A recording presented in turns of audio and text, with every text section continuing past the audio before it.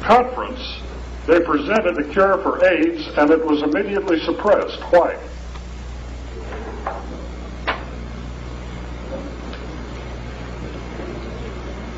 This is a package of Wrigley's chewing gum. When I was a kid, it cost a nickel. When I bought one at the John Wayne Airport before I was flying east recently, it cost $1.08. This package of chewing gum represents the entire cost of curing HIV, cancer, Epstein-Barr, hepatitis, even herpes. That takes about 5 months. These others take about 3 weeks. And this is proven, and we'll prove it to you before you leave the room tonight. So my one prop in this show is a package of chewing gum, and the price of this chewing gum will cure these formerly incurable diseases. And I want you to know this, and I want you to try it with your sick friends, and it will work. In the beginning, when I first heard of this and decided to research it and maybe reconstruct this therapy with my own money, don't forget, I'm not selling anything. I have nothing to sell you. I haven't gotten a penny from any of the dozens of people who are building these and curing all their friends. Most of the people who are building them today had a sick wife, lupus, chronic fatigue syndrome. They saw the plans in magazines. It's been published in about 7 medical journals and about 10 consumer magazines. Went down to Radio Shack, bought the parts, built them, got their wives out of bed, got them out of the clutches of these very expensive doctors. Now they're back at work, living happily ever after, we hope. We'll tell you about Immortal Blood last. This is really a surprise. So basically, I think before we get into the technical part of this, it's not too technical. 10-year-old kids are doing this. I want to share a legal U.S. document with you that might be a tremendous surprise. I did not print these up at the Xerox place before we left. The other papers were printed at midnight at Kinko's because I wanted them to be here today. But I want to read the most remarkable document that I personally have ever seen, and I've worked in this field for many years.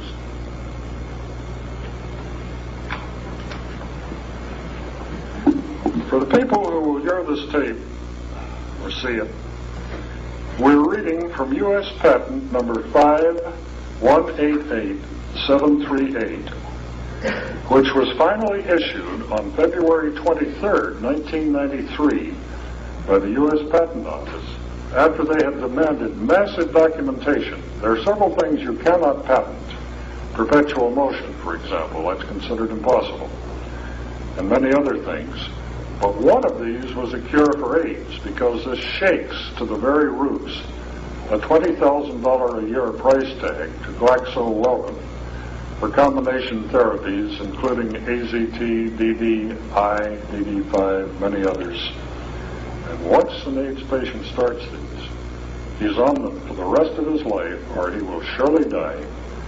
Once a patient is on this, in 3 weeks he will be symptom-free and back at work, regardless of his blood tests.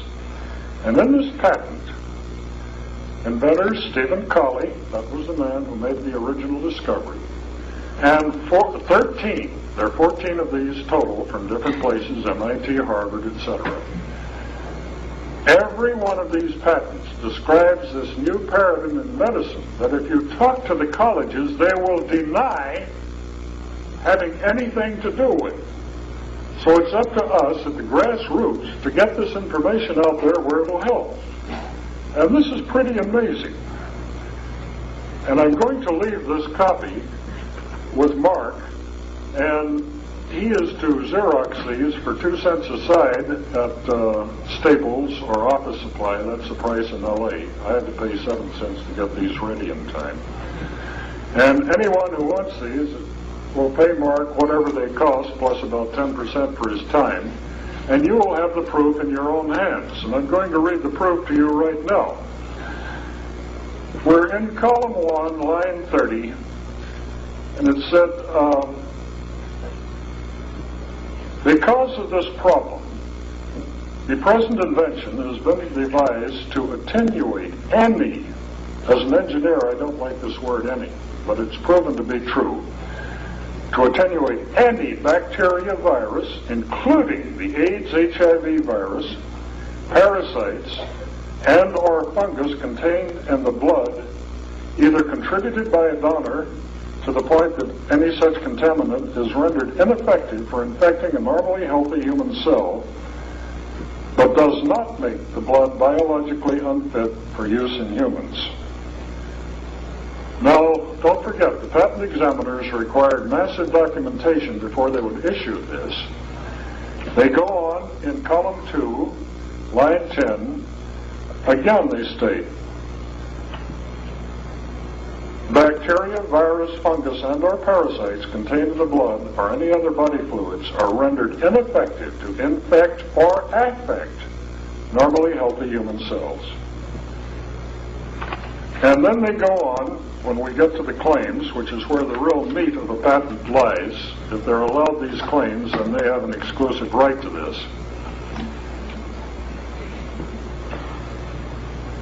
Conjunction with the magnitude of the biologically compatible current flow. For example, treatment of virus in media at 100 microamperes for 3 minutes has been observed to substantially attenuate, render ineffective the AIDS virus.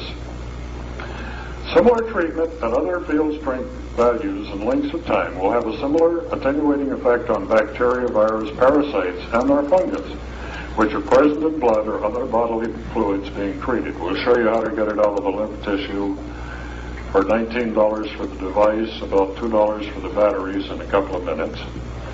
They go on and on and on this way, but what's the catch, boys and girls?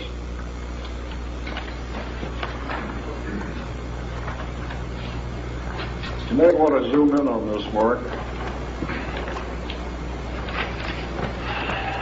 Here in Figure 1, which embodies the main thrust of the patent, it shows a human forearm.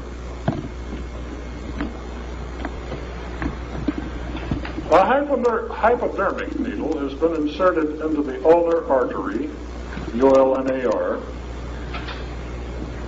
The blood is taken out of that artery, run past 2 little electrodes, which are 1 inch apart, connected to an alternating current source of supply, namely a battery with a relay on it. And then, like dialysis, even back into the opposite arm or into a bottle where that blood is totally safe and uncontaminated for use in transfusions. How many hundreds of thousands of hemophiliacs are AIDS positive now because they've gotten contaminated blood? We've had 50,000 deaths so far, and there has not been reason for 1 death. Or, if you have enough money, let's hypothetically say, this is hypothetical only, that you're a basketball star, and you disappear for about 5 months, and when you come back, you're playing basketball, and your sweat is splattering on your and the other teammates. What happened? You went and you sat in a chair similar to chelation. You spent about 3 hours a day for about 5 months having the blood taken out of your body. The problem here is that little bitty tenth of a cc of blood in my left earlobe, and that blood in my big toe, my left hind foot, has got to circulate back into the body and go past these electrodes during a certain period of time until that blood is cleansed of all the aliens, all the parasites, all the alien life forms in that blood. So they show a second approach. A little chamber, less than 1 inch long, has been inserted. That chamber contains a small lithium battery, like goes in your electric watch, used to go in heart pacers. And after a number of months, the blood has flowed through this to the point where enough of the aliens, the adversary, have been neutralized, and you no longer have AIDS. And yet you can hardly pick up a paper today, but the baseball game this Saturday afternoon God help us, the proceeds are being dedicated to look for a cure from AIDS, cure for AIDS. And this is an absolute lie, because a perfectly workable, totally inexpensive cure for AIDS was invented in this country in March of 1990 and then suppressed. Why?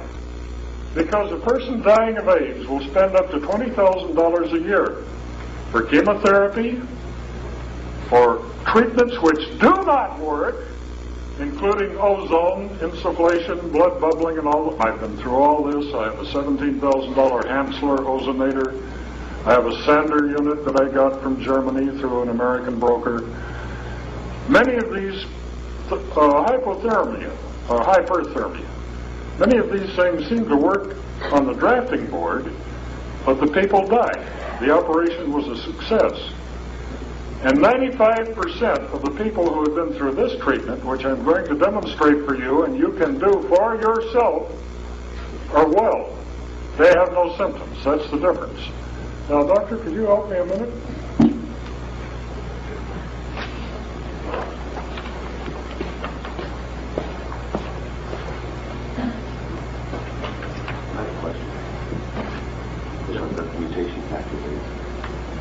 This kills them all. Don't worry about it. His question was, what about the mutation factor? The reason that you read over and over and over that the vaccine didn't work was that once it was put into the body, the AIDS had mutated to the point where it was resistant to that. That's a very good question. Now, you're familiar with this. I can't read this out loud without unsigning 5 pages of legal documents, but I'm going to show it to you. Now, these are IRBs. This fellow started with 573,983 HIV RNA by PCR. This chap started with 412,000. We started this IRB study last year.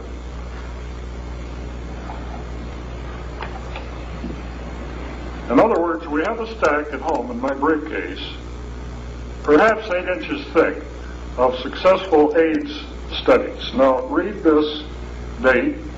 This is 8/11/95, 7:15.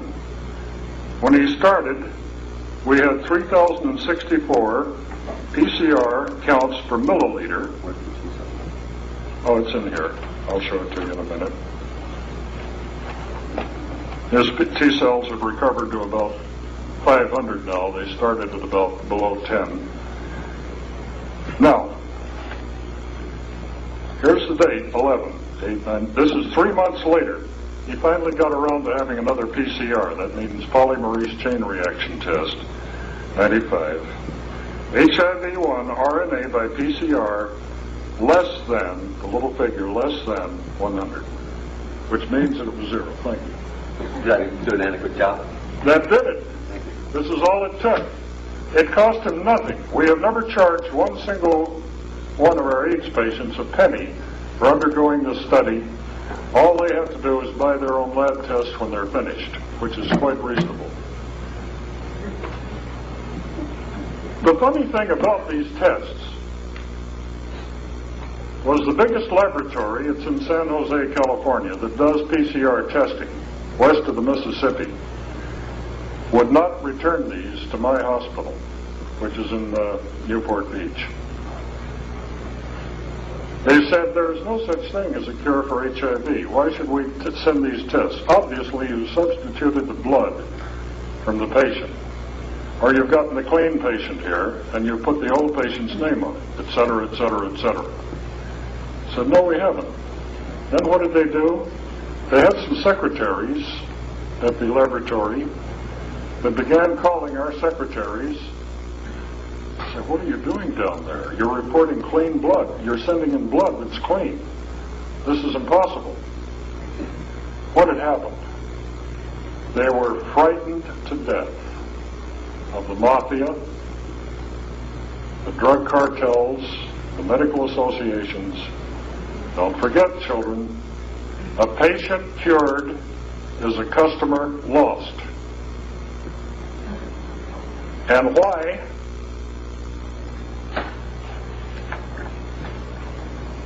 Will they allow a $1.32 cure when the average person with cancer is spending from $50,000 to $200,000 for surgery, chemotherapy, and radiation?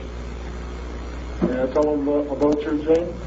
When Jane's cancer had metastasized and the doctor told her that she would surely die if she did not receive chemotherapy and the rest of the things, radiation, she said, "No, I'm going along with blood cleaning because only 4% of the people survive your protocols.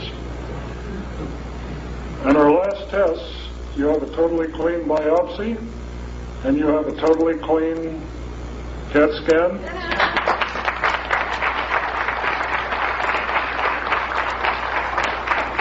And she lost 29 pounds. We have hundreds of these people. A lady comes around to breakfast occasionally, Linda Wright, who had lupus. She could hardly make it from the couch to the bathroom. She couldn't get out of the house. Her energy was shot for the day. I gave her one of my units. I'll show it to you later. In 3 weeks, she went back to the doctor, the MD who had been treating her for about 10 years, and got a totally clean blood test. The doctor could not believe it. He sent it to a second laboratory for confirmation. Linda's come around to the cafe where we met this morning at 8 o'clock on Bristol Avenue in Santa Ana. Totally cured. She's trying to get her blood test from the doctor. Meanwhile, we have hundreds of them from the doctors that I have given this apparatus to it. Replace the batteries for free. I'm not making a nickel on this. This is what you've got to know. And it works. And why haven't you heard about this? There are billions of dollars invested in magnetic resonance imaging, MRI machines, invested in surgery, X-ray, CAT scans. Many of these contracts are held by such companies as General Electric and Westinghouse and others that build this apparatus. Somebody has to amortize this. And I have heard that the mafia owns 51% of most of the major drug houses, pharmaceutical houses in the U.S., and maybe 60% of the illegal drug cartels, cocaine and heroin, everything, in South America. They're playing both sides of the fence. They're pretty smart. Do you think they want this information to get out to people like yourselves? There'll be about 10 people in this room where this information will fall on fertile ground and you'll do something with this. There are emerging viruses now that were designer made. They all start with the reverse transcriptase. Well, for example, HIV started with bovine Vishnu virus and was back engineered according to Dr. Stryker and others. Have any of you here read the book, The Emerging Viruses by David Horowitz? Wonderful. Dave Horowitz. Leonard, I'm sorry. Len Horowitz. He was on KPFK the other night. I listened to him. Yes. I used to appear on talk shows with Stryker. When his brother was still alive, somebody murdered him. I know these people. They're emerging viruses, hantavirus, Lassa fever, Ebola, E-B-O-L-A, for which there's no known cure, no known antibiotic, no known vaccine that will be knocked in a matter of hours with blood electrification. What do you do? Okay, let's see the engineers, physicists, again, computer whiz kids. Wonderful. You want to get about 50 microamperes, that means 50 millionths of an ampere, into the blood. You do that by putting about 3 to 4 millithousandths, M-I-L-L-I, amperes into the outside of the skin. And I'm going to hook up now and show you exactly what you do and how you do it that will free you forever from cold vaccines, from viruses. Your kids will never have mumps, measles, whooping cough. Your body eventually builds antibodies to these, and they can't get it again once they've had it. And we have a lot to say about antibodies, and will. How much attention have you got from alternative press? They throw me out. Alternative press as well? From who? Alternative press. They want nothing to do with this, unfortunately.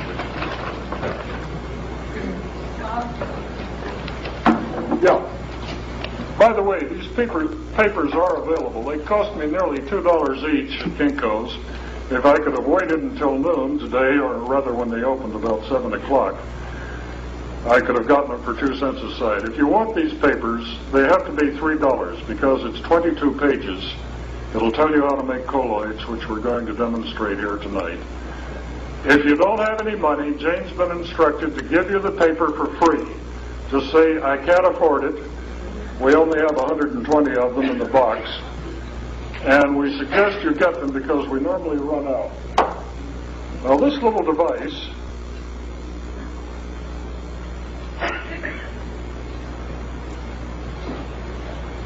if you look rather closely, you can see a small red and green light flashing on this unit.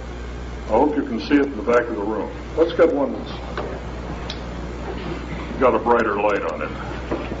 We'll tell you where to get these, and no, I don't make a penny on them. Not 1 cent have I ever made on these.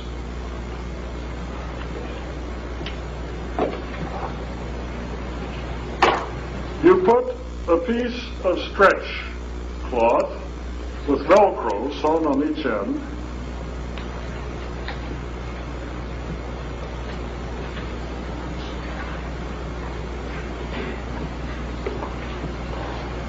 Well, a pretty big end.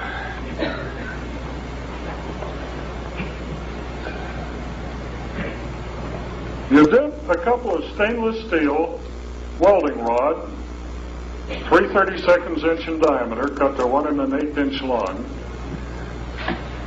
Is that 316, 304? It's 316. Good question. This does not oxidize, it doesn't rust. This little bottle contains dilute sea salt. Never use table salt. Table salt is poison. To be sold in the United States legally, it has to be iodized. Morton salt, Clark's, all of the various brands are iodized, and if you look on the ingredients, it's full of aluminum, aluminosilicate. These might cause Alzheimer's. The alumina and silicate is put in there so when it rains it pours. If it's natural salt, it'll clump. So don't electrolyze that into your body. These electrodes are placed on my wrist, and in the paper we've stolen some printed material here from Gray's Anatomy. We're on page 7, showing the places that the blood is closest to the surface of the skin. Don't forget, we have to put about 3 to 4 milliamperes into the skin before it goes through the squamous epithelial, the superficial fasciolata, the subcutaneous sebaceous, the walls of the arteries and veins. There's 7 layers of insulation. There's fat tissue between the outside world and the inside world where your blood is circulating, about 5 pints of it, maybe 4.5 times an hour.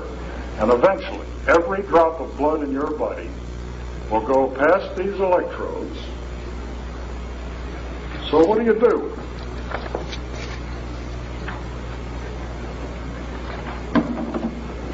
I put together some other stretch material.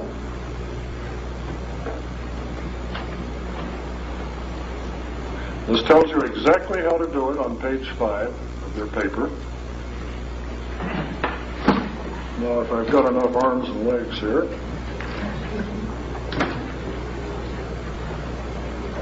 You plug the electrodes into the machine, turn it up to where it's comfortable, and you don't want to attract attention at the restaurant. You pull your sleeve down over the device, And that 3 to 4 milliamperes is going into the skin, eventually making its way through the 7 layers of tissue into the blood, and curing, causing spontaneous remissions of any virus, fungus, parasite, microbe, pathogen, germ, bacteria that has been tested to date by some of the biggest universities in this country, and you have not heard one word about it, any more than you've heard a word from the people who developed these viruses to use them for biological warfare weapons to control the population, people like you and me. Overpopulation, Bertrand Russell called us in the New World Order worthless eaters. They want us to die. I have been told by the director of Social Security in the United States that I would be targeted if I let this out. When you get to be 65, you're supposed to be warehoused, given mind control drugs like Valium, tranquilizers, and die. What would happen if we restored the mental faculties, which we have done time after time after time with a device called cranial electrostimulation? That's a different topic. I've gotten every award in the world short of the Nobel Prize for developing this in 1983. That's another topic. But while I'm talking to you now, my blood is circulating past this device. Anything in that blood that doesn't belong there can be seen under a microscope in any doctor's office who has ultra-dark field microscopes or phase contrast microscopes. We believe the best one is the Zeiss, Z-E-I-S-S, Wetzler. Not Wetzler, yeah, Zenon. If you take normal blood, put it under a cover slip, a drop of blood from your finger, put that cover slip on a microscope slide, adjust the condensers and the objectives, it is absolutely teeming with alien life forms. You cannot see the viruses because your maximum resolution at dark field is around 3,000 diameters. But you can see this teeming blood supply that is normal to any person who was born and raised in the United States. I'd hate to tell you how many viruses have been identified in this country. Over 140 are known, well known, and in the medical textbooks to parasitologists. If you live in Africa, there are 500 recognized strains of parasites.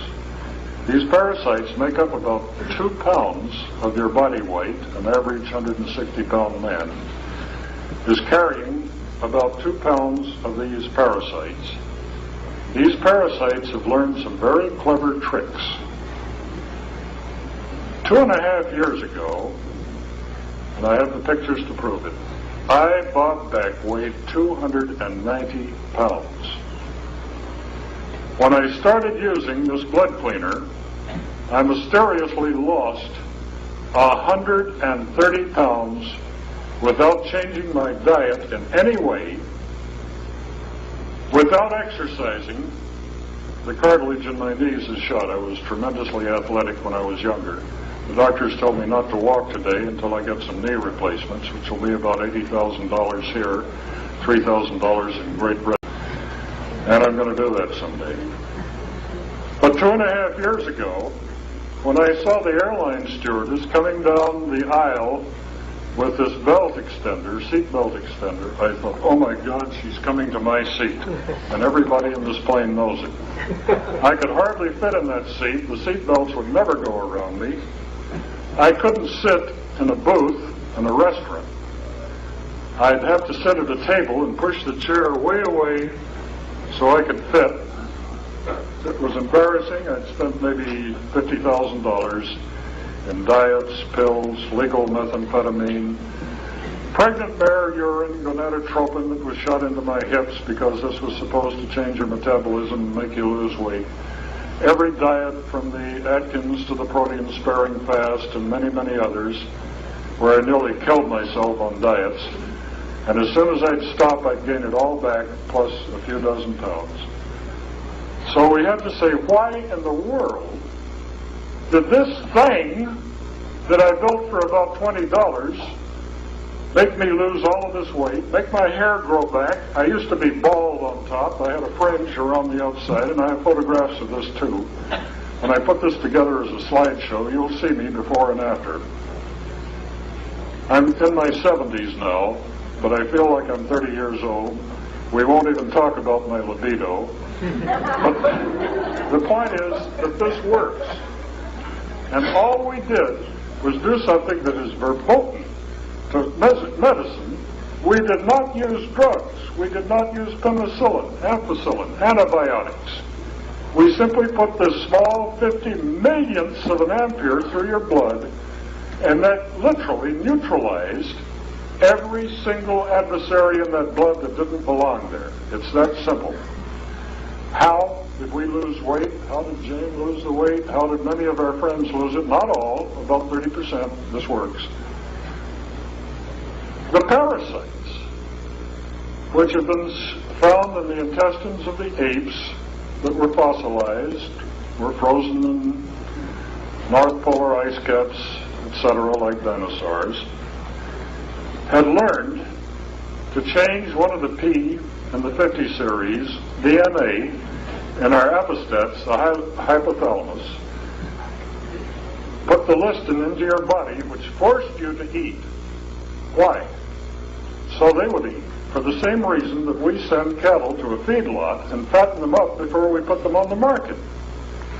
Those parasites have learned to control our epistat in the hypothalamus to the point where we will overeat. And I'm here to tell you something that you might not have realized until this moment. It is not what you eat that causes weight loss or weight gain. It is not. Any of you who have ever been on a diet know this. It is how much of what you eat that these aliens store for their own meal next time that makes the difference. And when I got those boogers out of my system, and you can prove this with any doctor who has a dark field microscope, Jane and I are two of the 17 people now who apparently have immortal blood, and I'll tell you this story, it's fascinating. When they're out of there, baby, your body goes back to your optimum weight. You were maybe 20 years old and in college or just out of high school. Did they eliminate through the bowel? It eliminates through the kidneys, the liver, the bowel, the lymph system. We'll talk about that. It's in the paper, yes. One woman who was doing this had Epstein-Barr chronic fatigue syndrome so badly that she hadn't been out of the house in maybe a year and a half. After she'd done this for 3 weeks, she was feeling so well that she decided to run down to the corner drugstore and get some makeup. On the way back, she had a tremendous urge to get to the bathroom as soon as possible. She stepped off the curb, got to the middle of the street, and a big mass of worms. Oh, God. So she took off like gangbusters. We've had worms come out of people's eye sockets. You're nodding. You've seen this. Eyebrows as well. Yeah. We're literally loaded. Pardon me a second.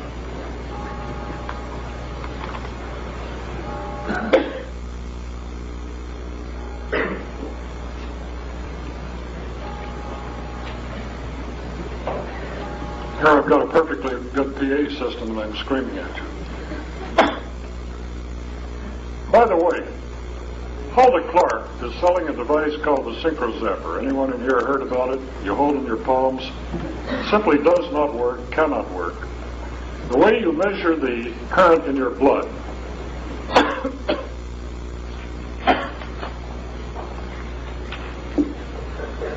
you take the ulnar path where you can feel the pulse. I'm going to take this off now, you've all seen it.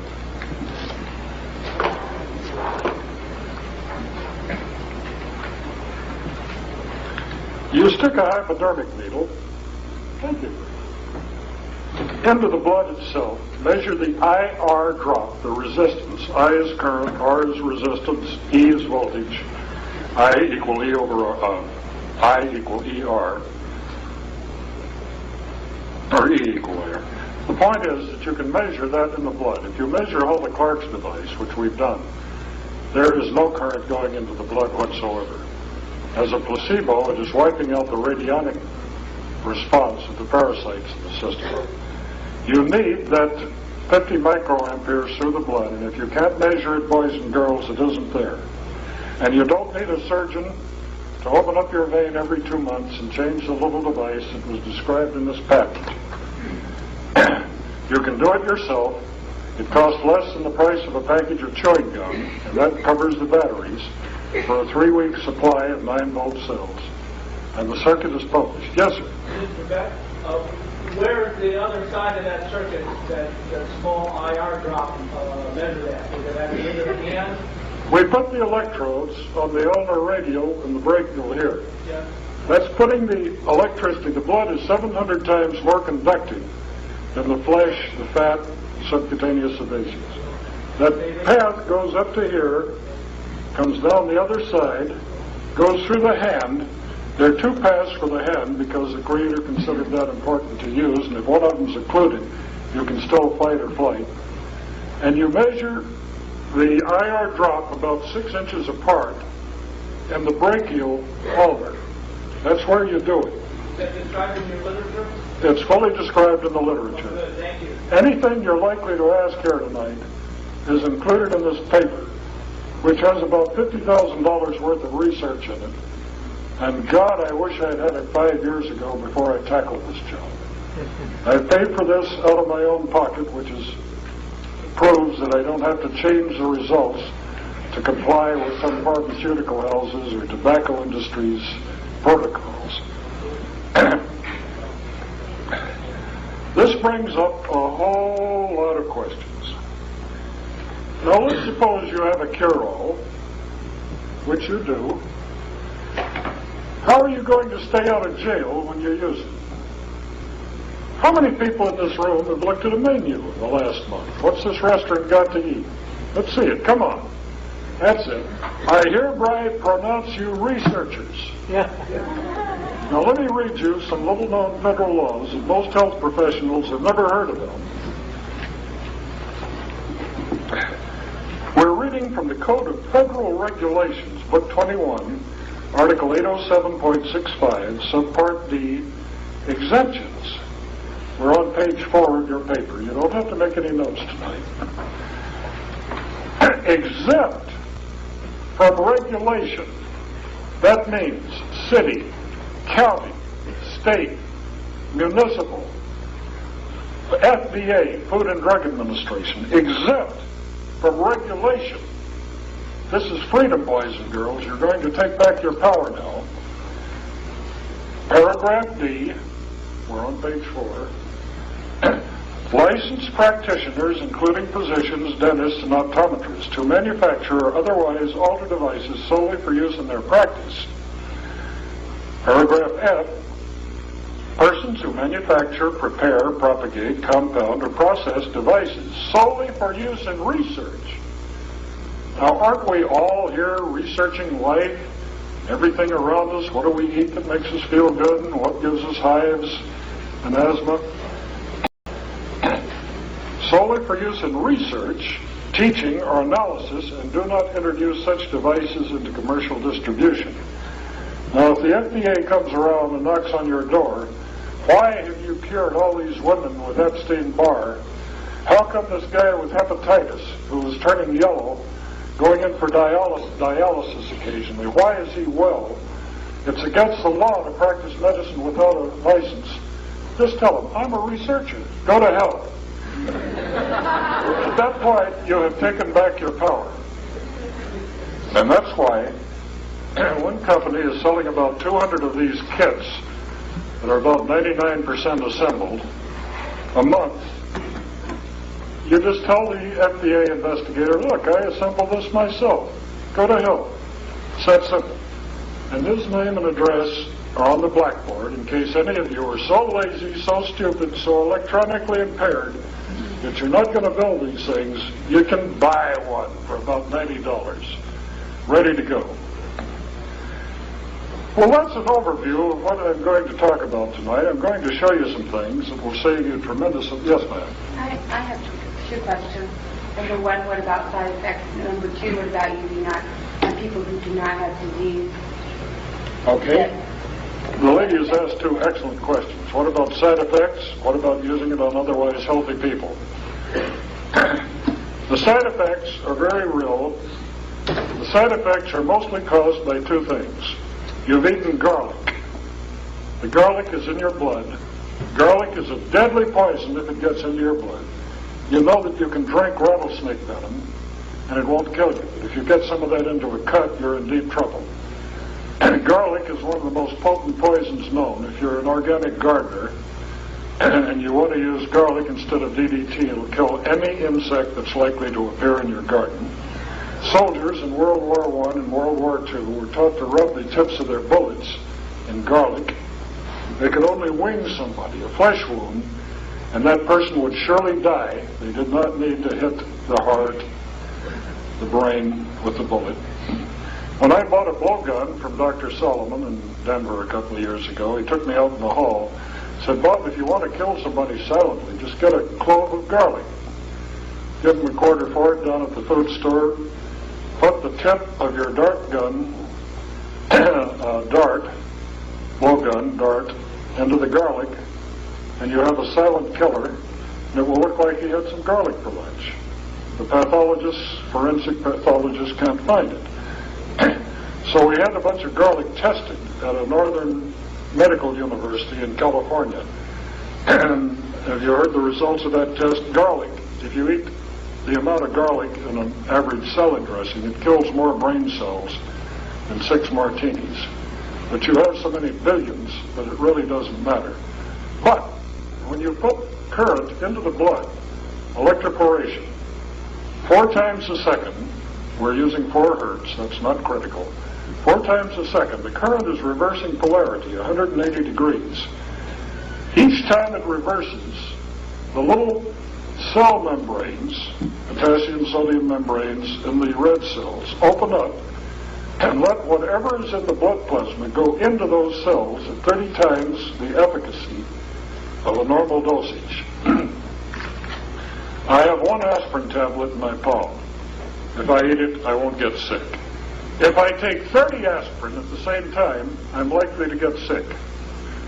The answer to your question is that we normally took people off of any herbs, any vitamins, any pharmaceuticals for 2 weeks before we started them on the hospital studies in California, in Southern California.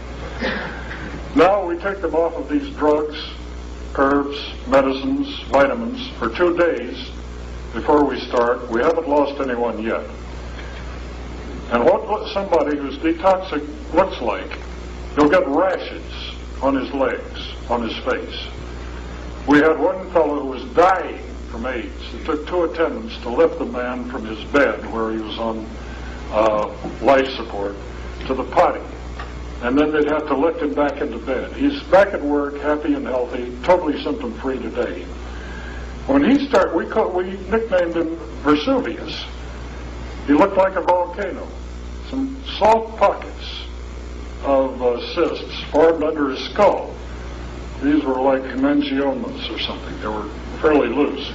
Finally, they broke, and this yellow-green pus was running down his face. So he got a towel, and he wrapped it around his head to absorb this effusium. And he looked just like the volcano Vesuvius. And a lot of the guys on the study, we had our first study went through in October of 1995.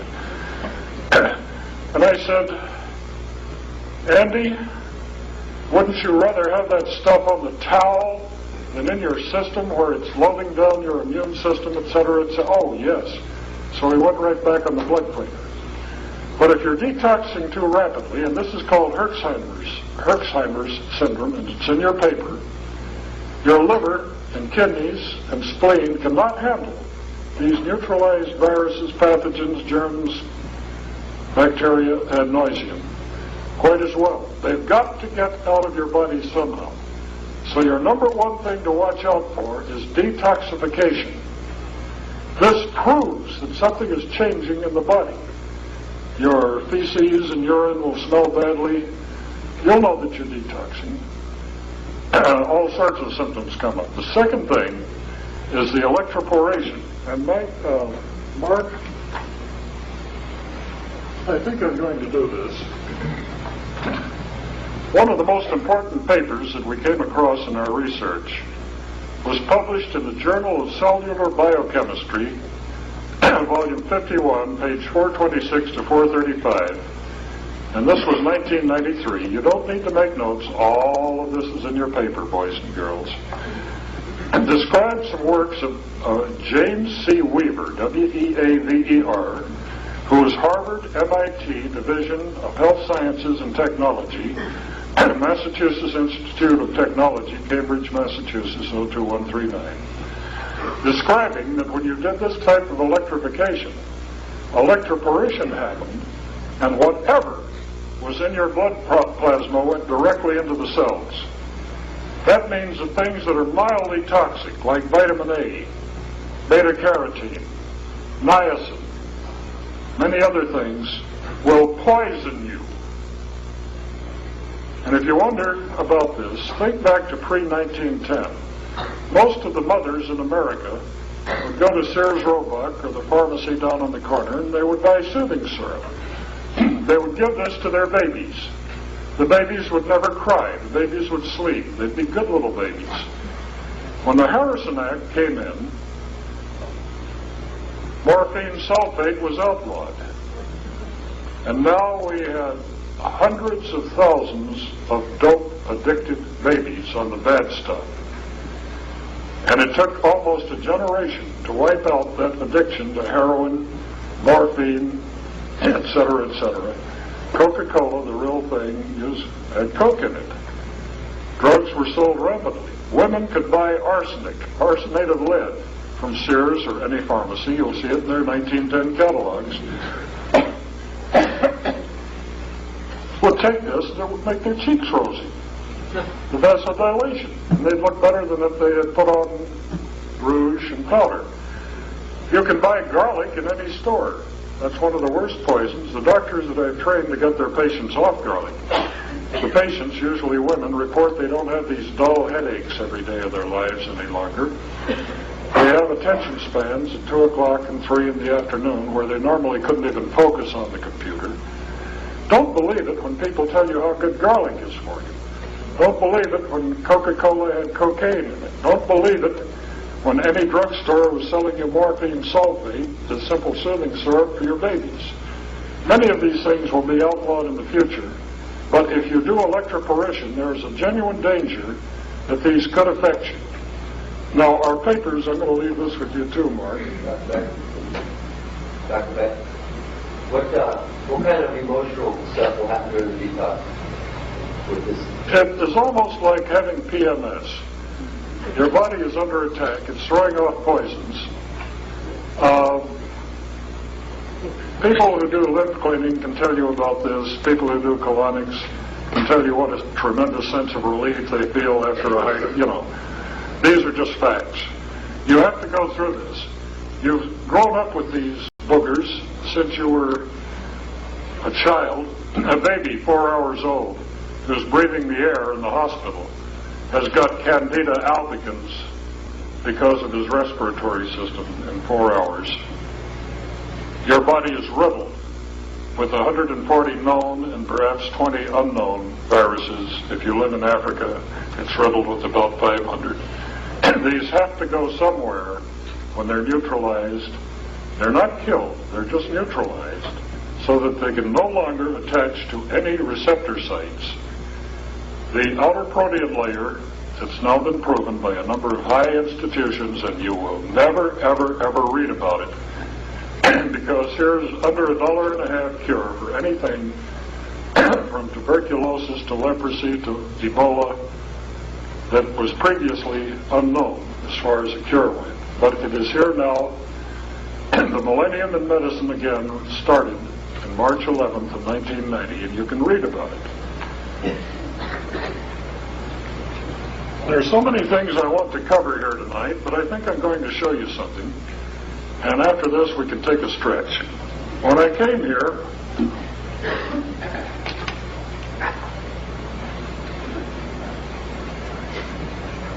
Yeah. My mentor here, Mark, tell him take a break. Oh, okay, take a break now and get some coffee. When we come back, we'll do some magic for you. We'll use this laser light to show you water before and after treatment. So, great. Yes. A couple quick announcements, please. I believe the cafeteria closes about 8:45.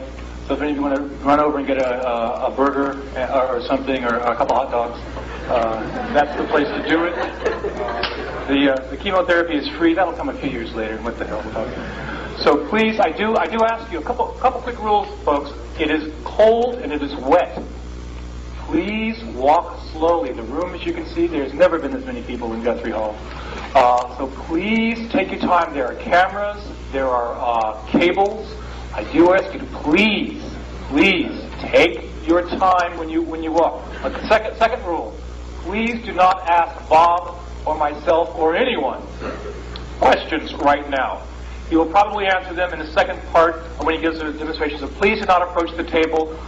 Please do not congratulate him or anything, or throw things at him or myself. Keep the garlic away. So do not ask us any questions. Let Bob take a break. Let myself take a break. Let Ms. Stillwell take a break, and everyone else. So please save your questions until afterwards. After he comes back, give us our demonstration. Yes, ma'am. Okay. I want to say something. If you want any more information about anything, write down the numbers up on the board. Okay? Great. Okay, folks, it is 8:20 by that clock. We will begin. We will start again at 8:35. Please do not approach the table. No questions yet. We'll see you at 8:35 for the second half. Thank you very much.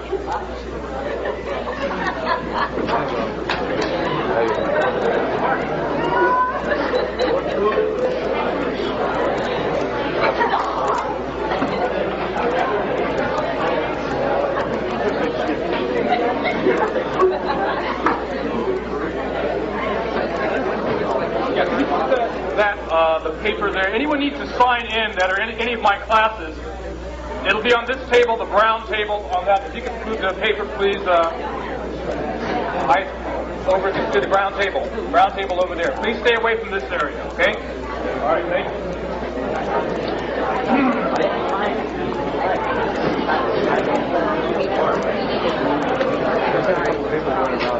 That's cool. We'll get them all. Are we still recording?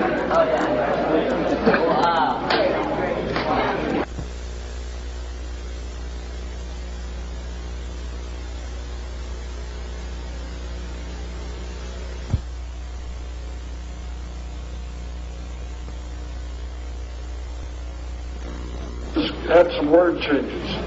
So if you want any, $2 for those. All you're getting is about 20 words that are different on the last page, but all the rest of it's identical.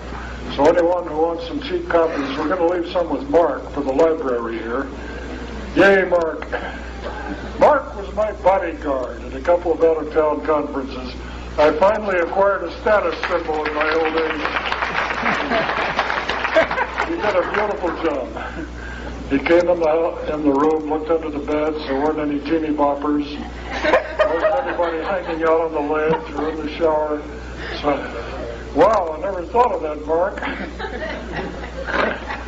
You got me in there. I'm going to move around. You better watch out. Okay, I'll try and get out of these people. Okay. Now, I'm going to be going over here, so get the camera on some of the small stuff when I do. Yes, sir. You got to work for a living for a few minutes. Yes, sir. We've been collecting the best possible medical information for about the last 40 years. As Mark pointed out, I was national president of the U.S. Psychotronics Association for several years in the 80s, and I got to know some people with absolutely fascinating talents. And if I never had any talent anywhere in my life, I picked up some by osmosis from Galen Hieronymus and Jerry Gallimore and Bob Gitlick and Tom Bearden. We were all members of this club, and we didn't know whether we were bullshitting each other or bullshitting ourselves, we sure stretched our brains.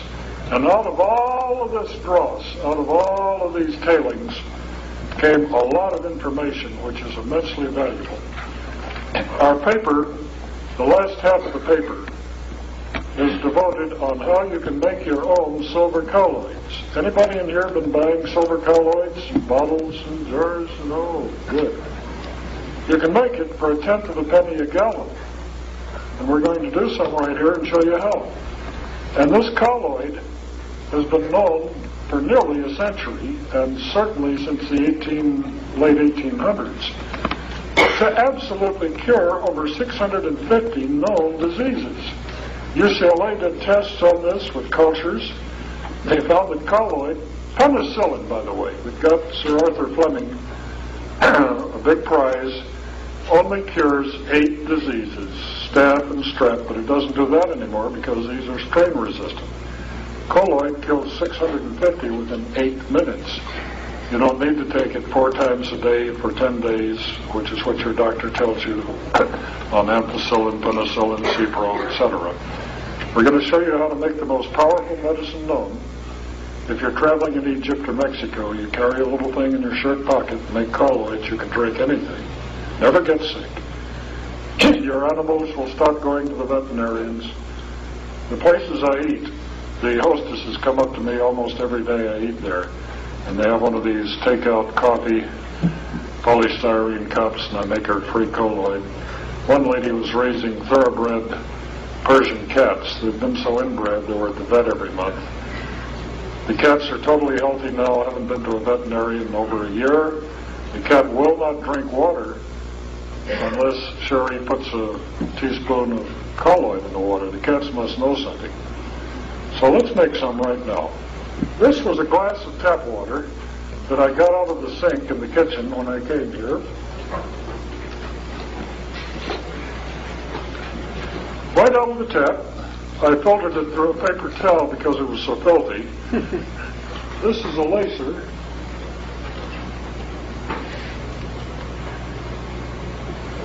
Where is the darn thing?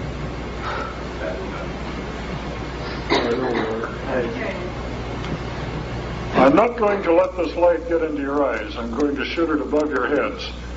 But this is what tap water looks like. I want you to look at the beam, B-E-A-M, as it goes through this 3 inches of water.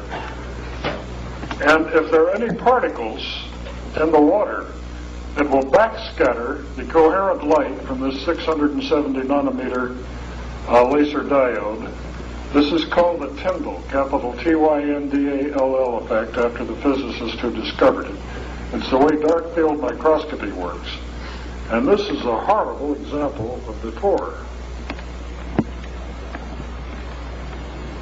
And for those of you listening to the audio section, what we're doing is shining a little $29 laser light through a glass of tap water before we make colloids out of it. And we've tested this. Even in the people in the back row can see something here. Now we're going to take a little electrode set that has 2 pieces of solid silver wire. Never, ever, ever use sterling silver wire that you get at a jewelry store, because sterling silver has 18% nickel, the metal nickel, which is a deadly poison when it electrolytically gets into the water. Use only 999 fine, or 9999, that means 99.99% pure silver. I'm going to put the 2 wires in this glass of ordinary tap water. Plug it into one of the plant growth stimulators. Turn it on. Leave it for a couple of minutes. Which way is east, Mark? East? Oh, sorry. Okay.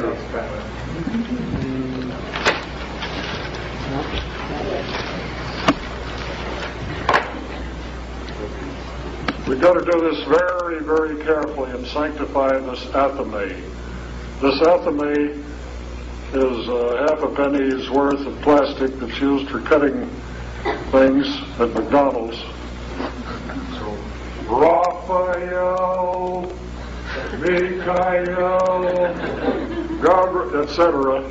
Now let's say that this athame has been sanctified, and we're going to stir it. We're going to use it for stirring this water occasionally.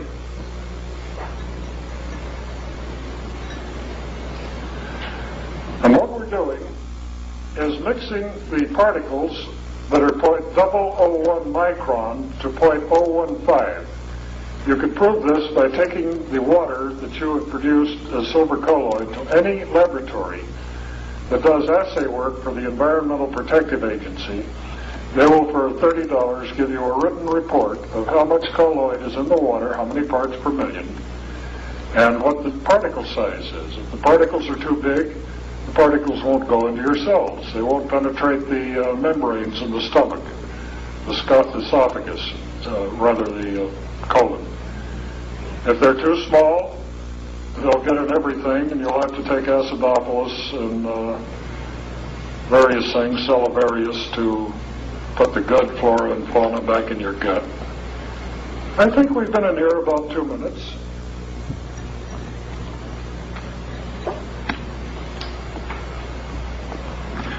This is the same glass of water. We're not doing magic here. Now, can you see the beam? Yeah.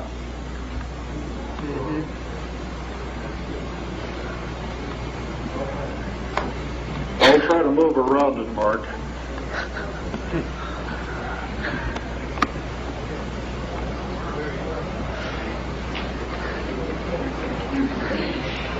This again is Tyndall effect, Rayleigh effect. It's a backscatter of these billions of particles of pure metallic silver that are suspended in this glass of water and will stay intact for about 2 years. If you shake the bottle before you use it, all colloid will settle out. This would be about $90 worth of colloid at the pharmacy. No, this would be about $60 worth at the pharmacy or health food store. To your health.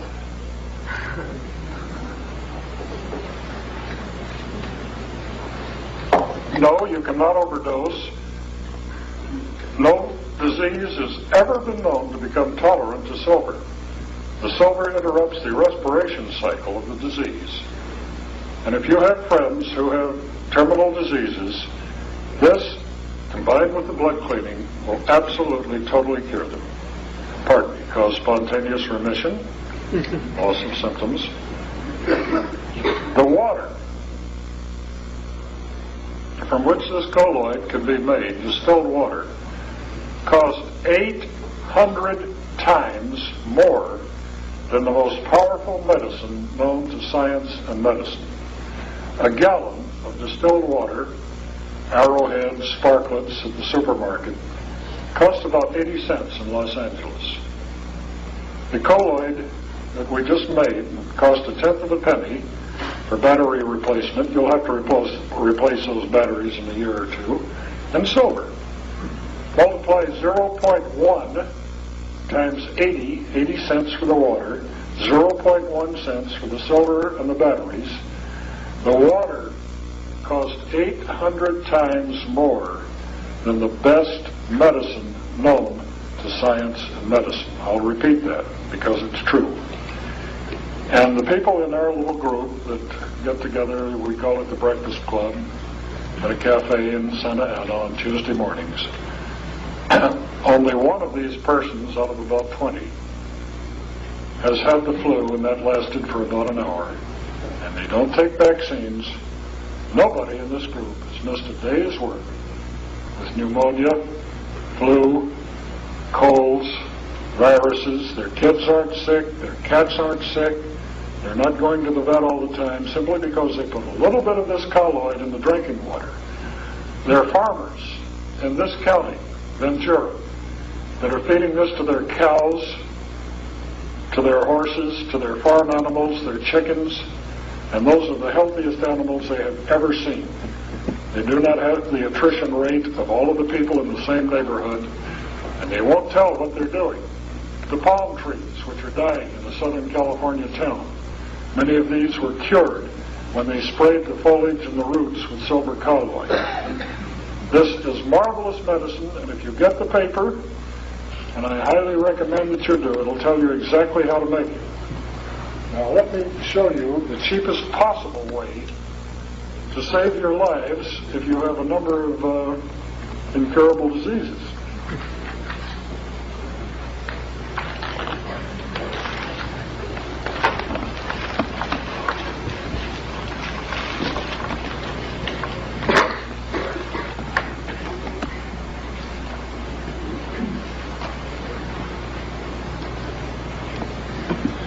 This is a 9-volt alkaline energizer or Duracell.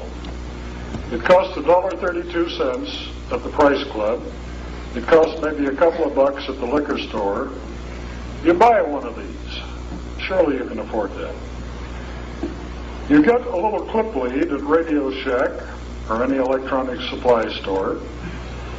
You connect this clip lead through a single pole slide switch, on, off,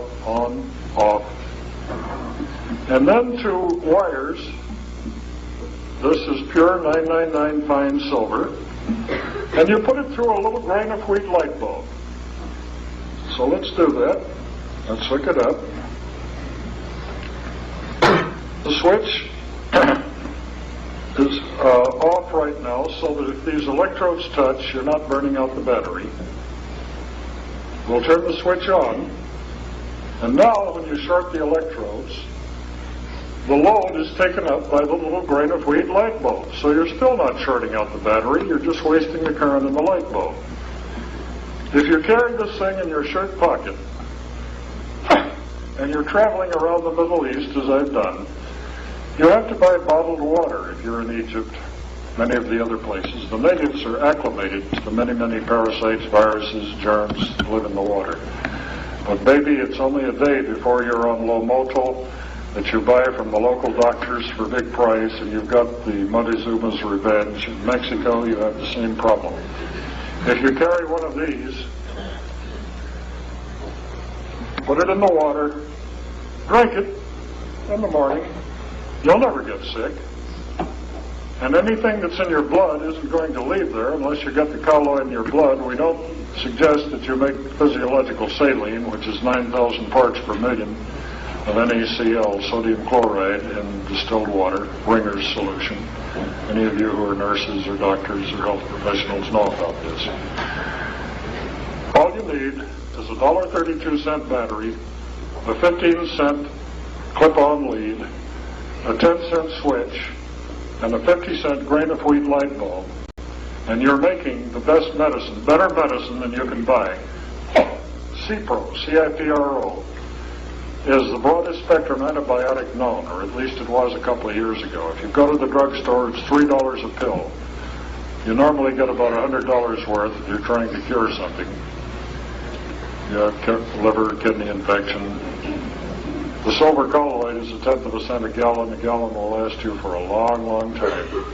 You store that gallon in a California prune juice, dark brown bottle, cheapest thing you can buy. You get half a gallon of it for practically nothing. Pour the prune juice down the sink. Rinse the bottle. Put the colloid in the bottle. Do not refrigerate it, and you've got the best medicine known to science. And that's why we've devoted about half of our present paper on how many parts per million you get per degree Fahrenheit per ounce of water. All these things that some of you technocrats like I am want to know about colloid. We've had colloid from people who are charging hundreds of dollars a bottle, analyzed. And because he's been attacking me, I think I can mention him. Wayne Water, Wayne Rowland, has no colloid in it at all. Zero. When I confronted him publicly, he said it has 0.046 parts per million. I said, Wayne, when I buy silver colloid, I want some silver in that bottle. I don't want homeopathic paychecks, a penny a month, or colloid that's 1,000x titration and there's not one single molecule of... Oh, he said, but I put the note B flat. I play it on an electric organ, and I put that music into the water, and it has marvelous heat. Forget it. Take the paper, go home and make your own stuff, and it will work every time. That's why the FDA has come after me. They've come to my door with drawn guns at 3 o'clock in the morning, trying to intimidate me. Because I'm selling nothing. I've never taken a penny from the people who are building these things. I'm still here. I'm free to tell you about it. We have them a little bit baffled here. And I like it fine, thanks to Mark and others. Now, we'll do some more magic. We're going to have to close in on this and allow about 14-inch headroom on that coil. After you have taken the 3 weeks at about 2 hours a day, put the milliamperes into your flesh and the microamperes into your blood, you'll find that the AIDS, particularly, can hibernate for several years in the lymph tissue. In other words, you might be totally free on a PCR test, polymerase chain reaction. You know, Carrie Mullis won the Nobel Prize on discovering this test in 1993. You might reinfect yourself with many of these things that live, for example, multiple sclerosis, herpes. The boogers live in the nerve sheaths. The circulation can very seldom get to this. The circulation of the blood can't reach these, no matter how much antibiotic you take. Forget it. But how can you reach it? With electricity. Getting electricity into the blood is very simple, and I showed you how to do this an hour and a half ago. You put it on your wrists. We used to put it on the feet to keep the electricity out of the heart in case you have arrhythmia, tachycardia, you're wearing a heart pacer. Now, by using these 2 ulnar arteries, you have a closed loop up here where they join, back down through the hand, and up here again. And if you're wearing a heart pacer, you cannot interrupt the demand rate, the normal function of that heart pacer. And this is totally safe. First, do no harm. I used myself as a guinea pig on this for a couple of years before I dared publish. I wanted to make sure there were no side effects, and there is none. How do you get the boogers out of the nerve sheaths, out of the lymph, when there are several hundred of these lymph nodes in your neck, in your groin, alongside your spine in the back? Your lymph nodes, and we stole this from Gray's Anatomy, are fully delineated on page 8. This is from Gray's Anatomy, pages 624 to 633, and it shows most of the major lymph nodes in the body. How are you going to get the electricity in there? Are you going to stick needles in your skin? No. You're going to get infected. You'll need an IV nurse, intravenous nurse. You'll need antibiotics or colloids to sterilize, or chlorine, etc. By the way, there is no chlorine in Clorox or Purex. It only uses the name Clorox. If you'll read the label, it's sodium hypochlorite, CHLORITE. It's kind of a fraud, and they're giving this stuff to AIDS patients to clean their works, their needles, the intravenous drug users. Fine, that's their lifestyle. It isn't mine. But we have all of these hundreds of lymph nodes. How do you get to them?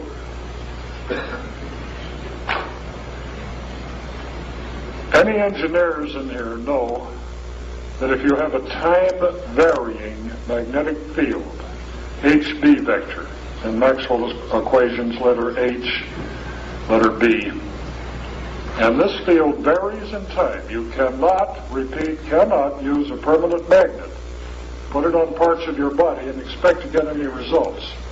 The only things moving past that magnetic field are the very slow circulation of the blood, which generates microvolts, which is not enough to do the blood cleaning, to get rid of all parasites, all bacteria, all germs, all viruses, all pathogens, all microbes, everything. And it definitely does. You take a coil. This coil for engineers is 2.5 millihenries. We bought it at a mail order house in Chicago, MCM. It cost about $10. It's used as a crossover network in the high quality audio. The high frequency hit the coil and they're absorbed and they don't go through, so they put this coil in series with the woofer, and the woofer doesn't have to work as hard. We buy a $22, this is a Vivitar brand strobe light, electronic flash. This is my great-great-great-great-great-grandson. I invented these things in 1945 to 1952, and I have the patents on them, and my boss made the money, I didn't. You disconnect one of the wires going to the flash tube. You put in a little lamp cord here, or hi-fi speaker wire, in series with the flash tube and the coil. That means that the capacitor in this unit will charge up. It takes about 10 seconds when the batteries are low. It takes about 3 seconds when the batteries are fresh. And every time you push this button, this test button, when the red light comes on, you have dumped about 17 watt seconds, joules, J-O-U-L-E-S, of current into this coil. You have generated a field of 19,000 Gauss. The formula for you engineers is 1/2 CV squared, where C is in microfarads and V is in kilovolts. And if you measure the capacitor in here, and the voltage, 133 volts, at about 200 and 300 mics, you'll find that you've got 17 joules going into that coil every time I push the button. That means that if you hold this coil,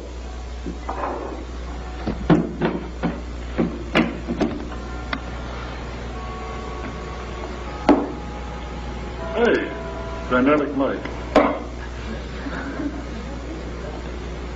This is not acoustical. You're getting the magnetic flux, which happens to be 10 micro-millionths of a second. That's fun. Hope I don't blow the coil over the moon. I made the first one of these in 1946 when I was playing with strobes. I'll tell you a secret because the statute of limitations has run out. I took one of these coils in a pocket-sized strobe. I'd put a penny in the parking meters in Los Angeles. Don't forget, World War II was still on. I'd get my 6 minutes or whatever you got for a penny then. I'd hold the coil against the parking meter. I'd push the button, and the back EMF would blow the hairspring. They were all on timers, so you'd get your 6 minutes, and then it would put up the red flag. I'd blow the hairspring out of the parking meter, and I could park for days for a penny. Life of crime started. Now, how do we know that anything is happening in this coil that's going to affect your lymph, your adenoids, the organs in your body, where you're germinating an awful lot of the adversary, the alien life forms that live in your own body, in your own blood? We'll just do this. Oh, whoops, I've got my room key in my pocket, and that's magnetic.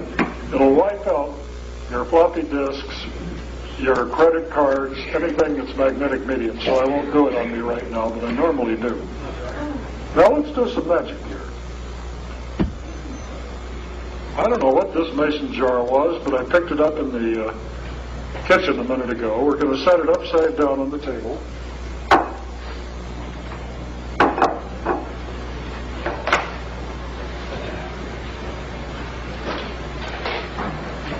This marvelous scientific device is like the apple that fell on Sir Isaac Newton's head. It happens to be a 1-inch diameter thunder washer. I have tied a string to it because I'm tired of chasing it around the room and on the floor. I'm going to put this washer on this coil.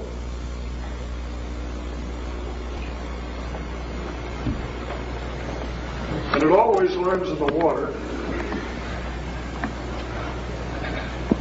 Now watch that on 3, Mike. 1, 2, 3. We're going to do it again. I didn't allow quite enough string here, but you got the idea. 1, 2.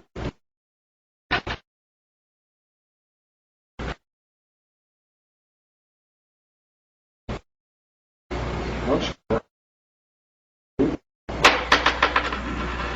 2, 3. What's happened here is we have that very short, 10 microseconds long pulse of magnetic energy coming out of the coil at 19,000 gauss, G-A-U-S-S, 19 kilogauss, which generates a back EMF. EMF stands for electromotive force. In any organ, any tissue, any blood, any bone marrow, anywhere, if you hit the thymus, don't forget the T cells, the T helper cells, the killer cells are growing in your thymus. How do we purify that thymus? Hold the coil, push the button. How did I grow my hair back? Maybe I was bald. I can't go to a conference where people have seen me 3 years ago without having some bastard walk up and pull my hair. Bob, I just lost a $50 bet. We thought you were wearing a toupee. Well, I'm not. I said, well, give me some. I'm the guy that grew the hair back. And all you do there...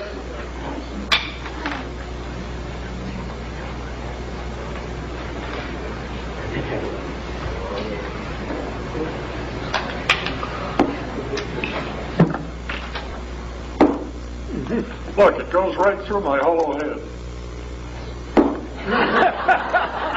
That's the magnetic field. It totally passes through the body. Do it again. This is fun. Same as whether my head's in it or not. And that back EMF, electromotive force, generates a surge of about 1 milliampere, hundreds of times stronger than that necessary to use in the blood, in any tissue that's still alive. As long as you're not a mummy and totally dehydrated, as long as you have blood or saline solution in your body fluids, you're about 80% by weight of salt water. This device will get rid, cure, anything that continues to germinate in the nerve sheathings like MS, LS, herpes, etc., or HIV. And then you have a permanent cure. These people aren't going to come down with their own self-infection due to germinating, hibernating cells in a couple of years. It's that simple. And have you learned any of this in school? Have any one of you heard any of this from your doctors? No. Don't forget, a patient cured is a customer lost. They can charge $50,000 to $200,000 for surgery and chemotherapy. You can cure it for the price of a package of Wrigley's chewing gum. It is that simple. And it's been done over and over and over. And our main problem with this is unbelievability. It is so simple, so cheap, so obvious. It will stand the test of time with any engineer that you know. How do you generate a back EMF? Well, you make a time-varying field. You have a question? Brain parasites? 3 weeks. Yeah, you might. No, I won't suggest that you try the carotid arteries and keep it below about 4 hertz. Well, let me talk about brain problems and cancer in just a moment. This is the most fascinating story that I know. To cure anything, you need to do 3 things. You need to make silver colloid, which we've shown you how to do. All of the modern machines will make colloid as well as stimulate your marijuana plants and the windowsill. Proposition 215 here. Thank God we're getting some enlightenment in our culture. Tobacco is 4.5 times more addictive than heroin and far more dangerous to life. Marijuana is totally benign. Never mind the political statement. Okay, We've showed you how to make colloids. We've showed you how, and we have a circuit diagram. We have two of them, in fact. We have the old Model T on page 4, and the latest model on page 10 of the last sheet.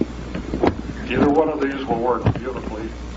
We have a parts list. If you don't know what a resistor is, you take that parts list to Radio Shack, put it on the counter, give me one of those and one. Oh, that's a resistor.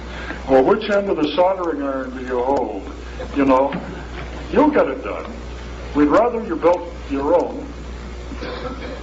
You don't have to buy anything. This is the beauty of this treatment. Nobody has to sell you anything, and it works. AZT and DDI and DDP, all of these things do not work. Ozone does not work. These hundreds of herbs that are in these clinics do not work. They might detoxify you a little. You might look like you're getting better, but you die, baby. And the hundreds of people we've done on this, about 2,000 actually, are now symptom-free. They're back at work.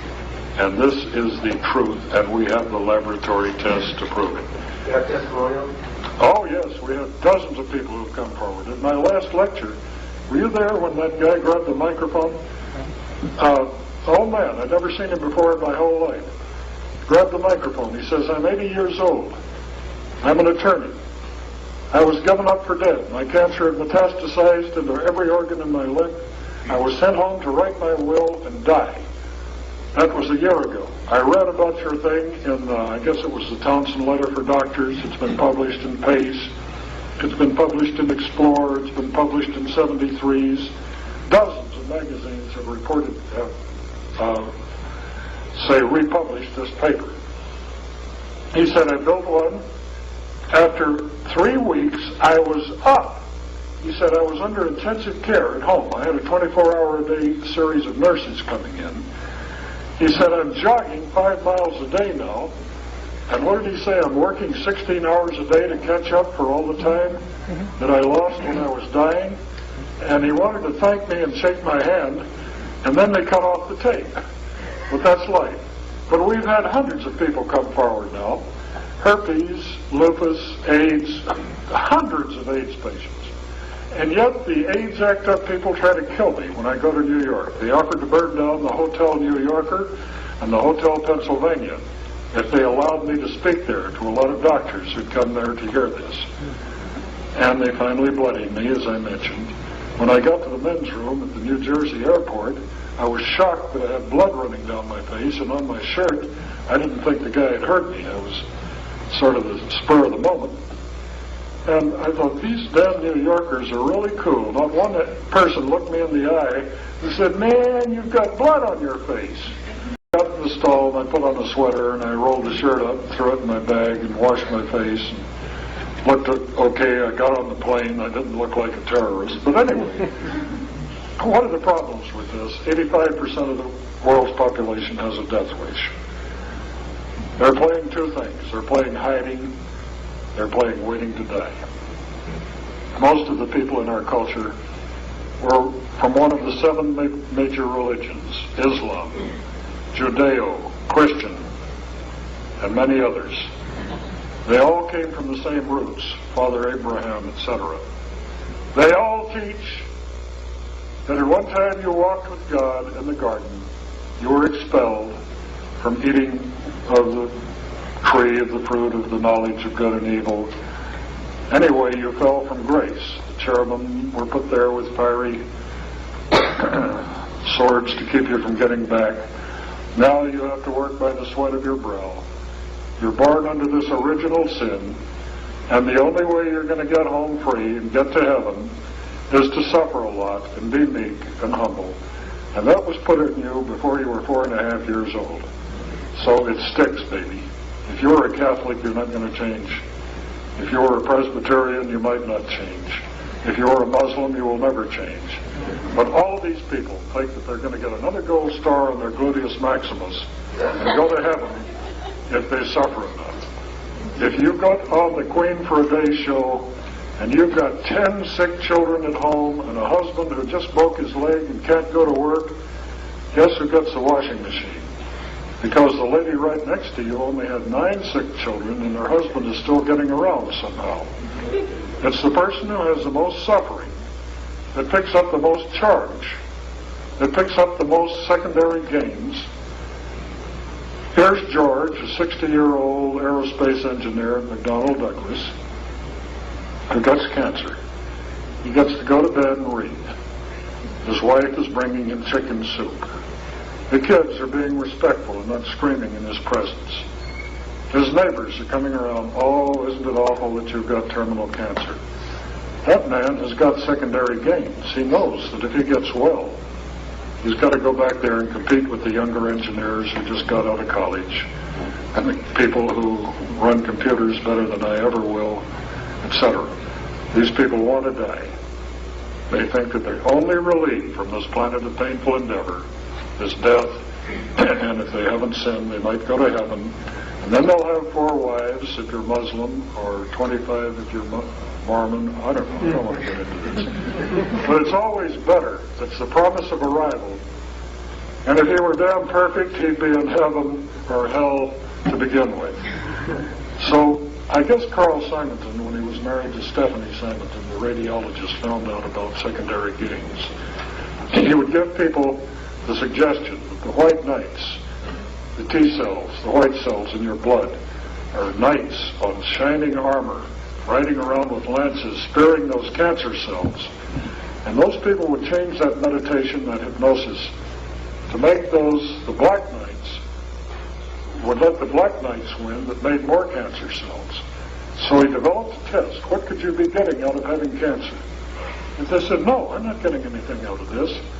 Well, what could your neighbor be getting? Oh, he's staying in bed and he's reading and his insurance policy is feeding him and his wife's bringing him chicken soup, all the wonderful things he's got, secondary gains, and that's where we're at, kids. If you tell 100 people about this, about 15 of them will believe you and read the paper and try it.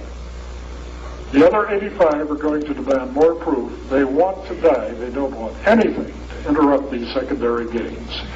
The AIDS patients are getting free food, free massages, basket weaving classes. I've talked to the Gay and Lesbian Support Center on Garden Grove Boulevard, 13229 Garden Grove Boulevard, Santa Ana. They throw me out. Oh, well, you bum, there isn't any cure for HIV. I said, won't you people try it? Surely you have somebody here who wants to live. Oh, no, we're getting along fine with Burroughs Welcome. As I say, I've been bloodied by ACTA. They're being paid. It used to be Burroughs Welcome. It's now Glaxo Welcome. I've got stories out the kazoo on what people will do to maintain their secondary gains. We had one guy, well, I shouldn't mention him because he's world famous. But one night he got on the Hollywood freeway driving in the wrong direction and committed suicide by running head-on into another car, but he didn't call it suicide, and his insurance policy paid off his family. Killed 4 people in the incoming car simply because we'd taken his cancer away from him and he didn't want to live. That happened a long time ago using a different piece of apparatus. This has happened over and over and over and over. You just might well get used to death and taxes. And a lot of the people, 85% of them that hear about this, are going to find some reason for putting it off and never trying it. Oh, we want to see more studies. Well, look, here's 100 more. Oh, that's not enough. We want to see 1,000 studies, and this can go on indefinitely. Like people who were talking about saucers when I was a kid. Well, why don't we have a visual sighting here and a radar sighting and an airline captain that got a pic? We do. Oh, well, we need some more reports. They just don't want to believe in anything like this. Take back your power. And everything you need to know is in this paper. And we have enough left there, the outvoted paper. And I really suggest that you get them. I'm going to leave a bunch with Mark for his library. Now, I think we'll talk about immortal blood for a minute. This is too startling, but it's provable. Anything that I'm telling you tonight can be proven. Mike Seiler, S-E-I-L-L-E-R, Boulder, Colorado, went to Michael Coyle, Dr. C-O-Y-L-E in Boulder, who is one of the most famous dark field microscopists in America. He spends half of the year going around from city to city, teaching naturopaths, homeopaths, medical doctors, chiropractors to use dark field microscopy for diagnostic purposes. He knows whereof he speaks. He's written the manuals that are in your medical libraries. He publishes a teaching manual that he gives with his several $100 course over a weekend that tells you what you're looking at and what to do about it. He pricked Michael Seiler's finger, put this drop of blood on the bottom of a microscope slip, the cover slide, thin glass that goes on top. Put that on a microscope slide, wrote the date and Mike's name on it. They were both named Mike.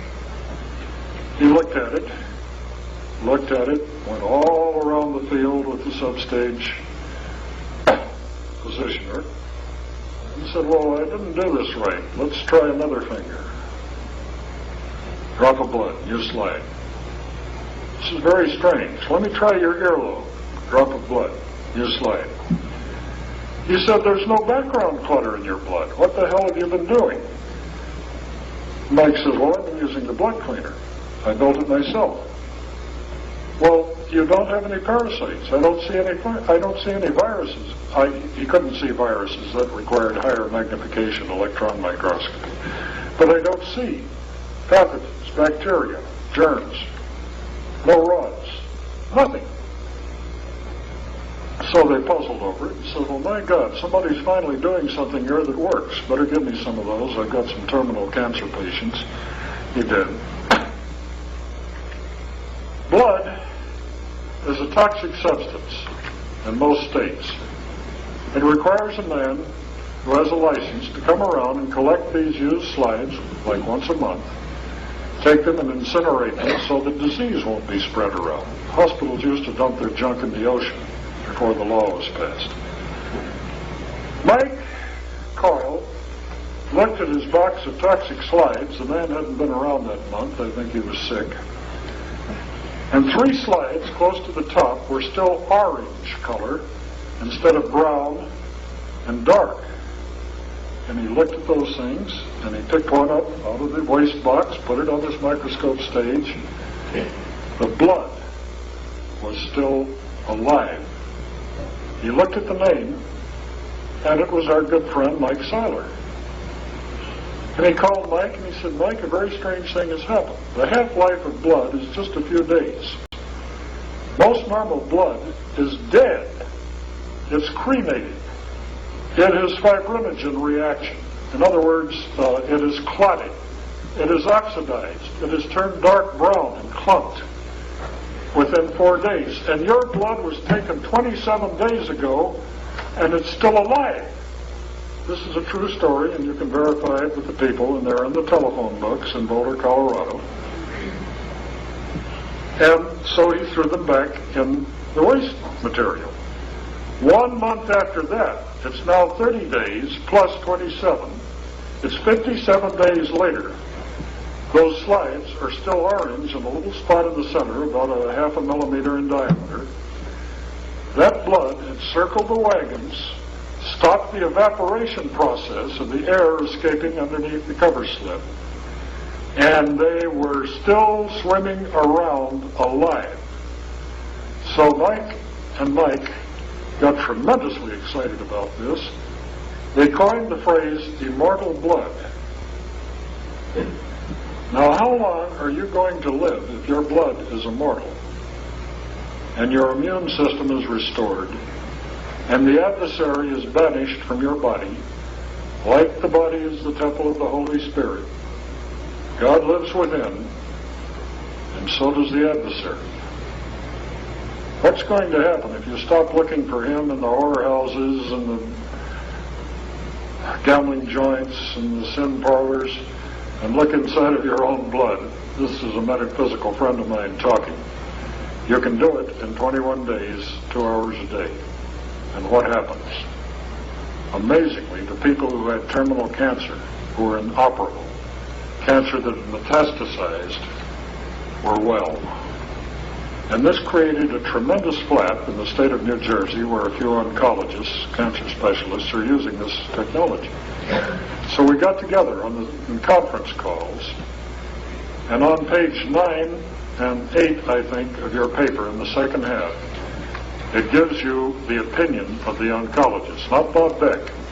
I'm not a medical professional.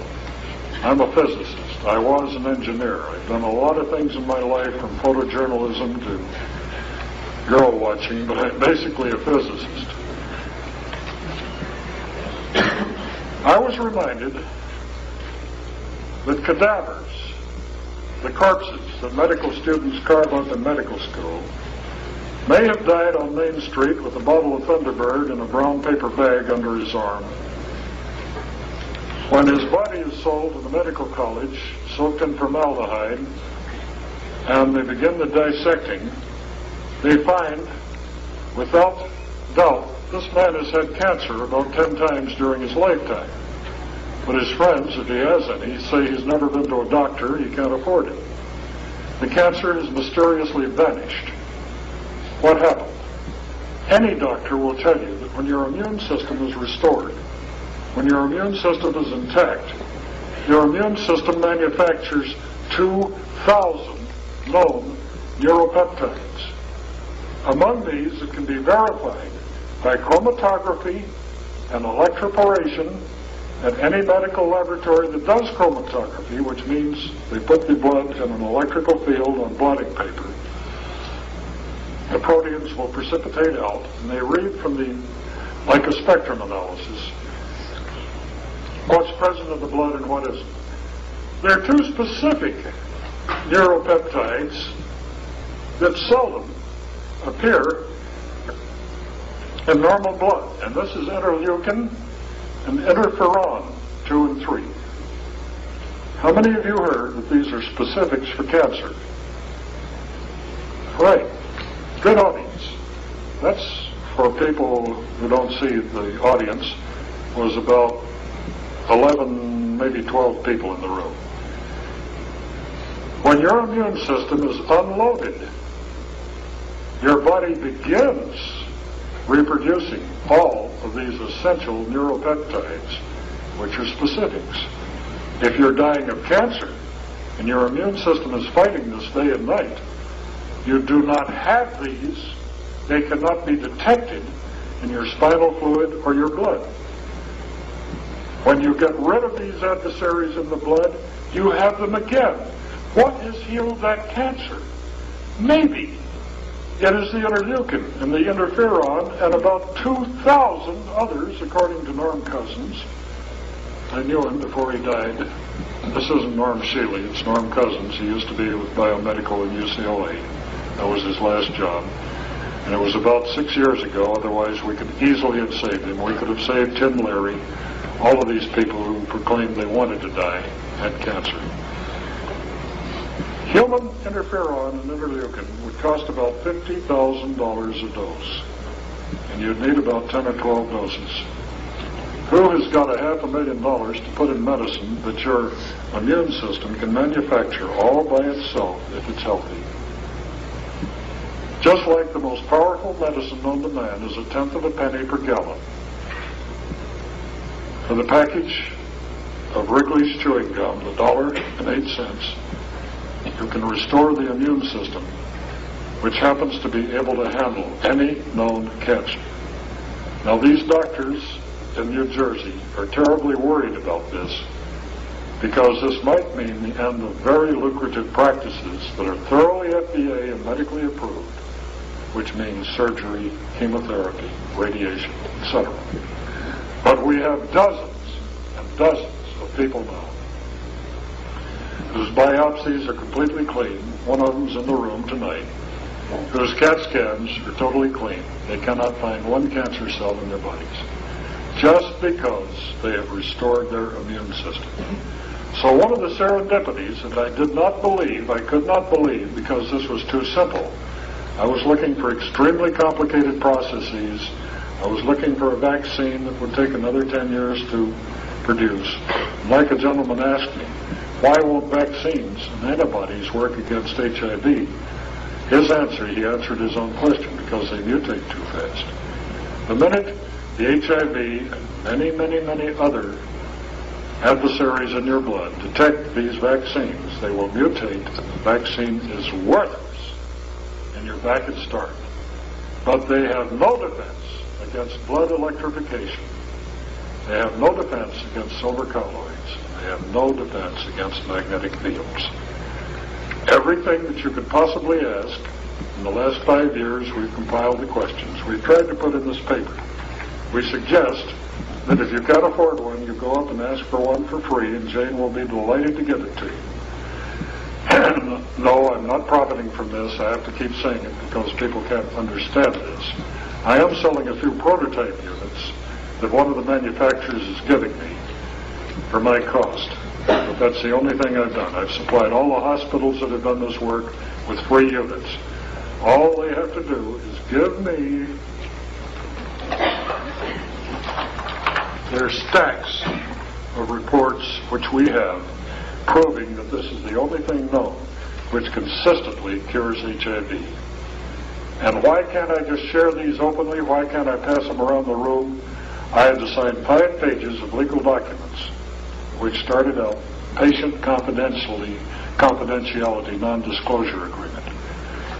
Until these studies are published in peer-reviewed medical journals, that means the New England Journal of Medicine, Lancet, JMA journals, JAMA, until they're published, it would be like giving this information to the National Enquirer.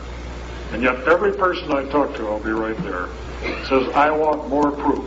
Well, those are the people that are trying to shoot this thing down, believe it or not. That's their unconscious death wish. Yes, sir. You tested this on a quote-unquote healthy body?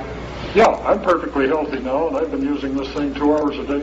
Started out with a healthy body. Well, I was bald and I was fat, but I was healthy. I'm not bald and I'm not fat, and man, is my libido off the scale. I'm in my 70s, but I can look any guy in the bar now. I think I can. That's paranoia. But anyway, it works. There are no side effects. The only side effects are like this lady brought up, detoxification and electroporation, and all of that is explained in your paper. And just get rid of garlic in your diet. Yes, sir. So the magnetic coil process, is it possible to use regular alternating current instead of pulse current? The maximum current you can get through there without heating it up is just what... You tested this on a quote-unquote healthy body? Yeah, I'm perfectly healthy now, and I've been using this thing 2 hours a day. Started out with a healthy body. Well, I was bald and I was fat, but I was healthy. I'm not bald and I'm not fat, and man, is my libido off the scale. I'm in my 70s, but I can look any guy in the bar now. I think I can. That's paranoia. But anyway, it works. There are no side effects. The only side effects are like this lady brought up, detoxification and electroporation, and all of that is explained in your paper. And just get rid of garlic in your diet. Yes, sir. So the magnetic coil process, is it possible to use regular alternating current instead of pulse current? The maximum current you can get through there without heating it up is just 1 or 2 joules. Like the repeating strobes in psychedelic nightclubs, flash, flash, flash, flash. If you measure those, they're less than 1 joule, 1 watt second. You need a minimum of 17.5 and an optimum of 35 joules to cure anything, because that determines the amount of back EMF. The answer is no, you cannot use AC. But if you want to spend $7,000 for a magnetotron, which is made in Germany, or $5,000 for a Centurion, which is made in Canada, and this is all in your paper on page 6, you can get a unit that is about 1/100th the power of one that you can build for about $25, and that's the truth. Yes, sir. Do you think these studies you were just talking about will be published in the mainstream medicine? The only reason I've cooperated with 3 hospitals in my area and a clinic and an institution is I want the data. A lot of doctors demand proof, and so do I.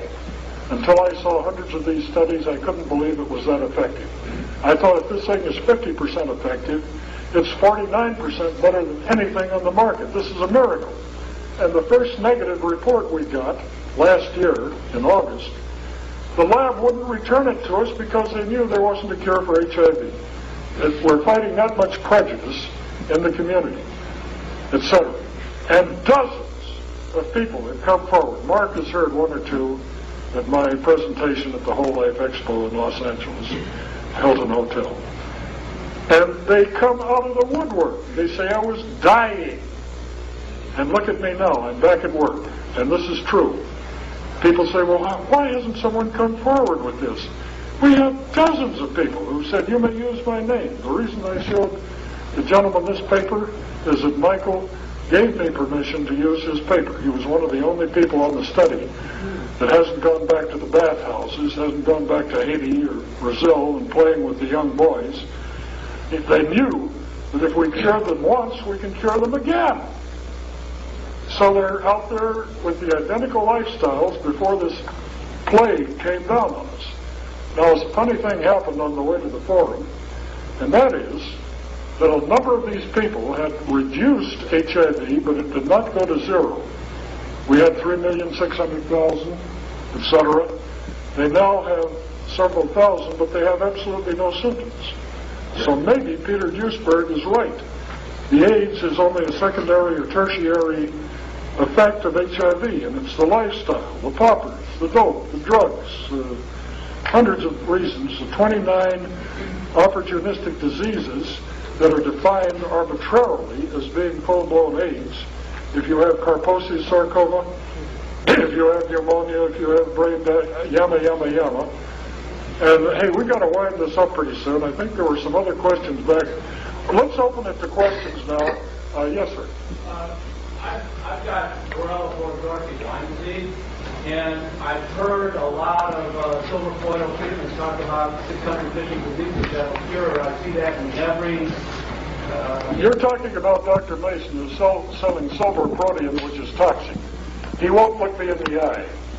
You make silver colloid, not silver nitrate, silver chloride, ad infinitum, and you will cure Lyme's disease, or I'll give you triple your money back. So silver foil will work on Borrello Borgorki? You need the silver colloid, and you need the blood cleaner for about 5 months, and yes, it will work. I'll put my reputation on the line, and my reputation is sacred to me. Yes, ma'am. Can someone with a copper-based IUD use the blood purification? Thousands and thousands of people have used it, and I don't have a specific answer to your question. I wish I knew, and if you find out, let me know. Thank you. Yes, ma'am. You said that the blood-clearing virus will cure Ebola? We haven't tested it on it, but Ebola is a virus, and this gets rid of all viruses. Is it usually the incubation period of Ebola in the patient about 2 weeks? It's sometimes considered shorter than that. A Christian fundamentalist missionary came to me, and I outfitted him with some rechargeable nickel-cadmium and lithium batteries that he could recharge with a silicon solar cell, a panel, by normal sunlight, because he was going into the bush, and by God, he was going to find Ebola, get it certified, and send me a copy of the cure. And that was over a year ago. I never heard from him. He took my gift of the solar charging panel, the batteries, which cost me $8 each, and the blood cleaner, and vanished. And I think I was conned. But anyway, it is being tested, and until we have the absolute proof of before and after tests, I don't even want to bring it up. But I'm personally convinced that Ebola, since, well, some people think that that was man-made, but it may have been around for a long time before the Iranians built that plant down in Florida and worked with our own CIA and made the weapons that were tested in the Gulf War. But that's another long story. Yes? So he explained why garlic is so toxic? It's the analog of sulfone, S-U-L-F-O-N-E, hydroxyl, H-Y-D-R-O-X-Y-L.